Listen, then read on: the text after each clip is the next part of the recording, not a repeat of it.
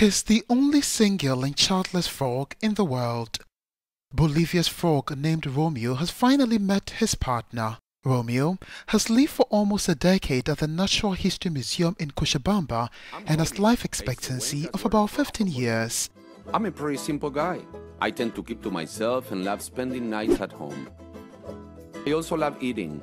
Then again, who doesn't?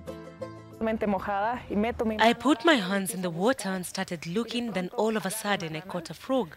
When I raised my hand, he wasn't a toad.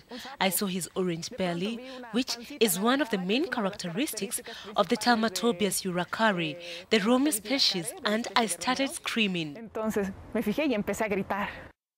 Last February, Romeo gained global fame after a dating site was set up so he can find a life partner.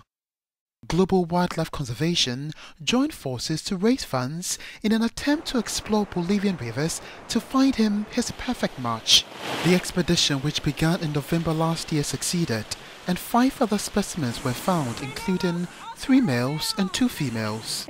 We found a total of 5 frogs, 3 males and 2 females.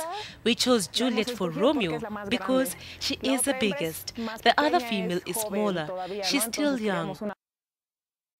The bride and her recently discovered relatives have been placed in quarantine in part of the museum so they can acclimatize to captivity and the conditions that reproduce their natural environment. If all goes well, we hope to arrange a meeting for February 14th on Valentine's Day.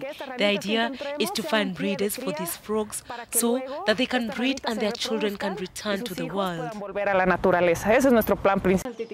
Global Wildlife Conservation announced it will work with the museum and other partners to collect and freeze Romeo sperm so they can try an in vitro fertilization.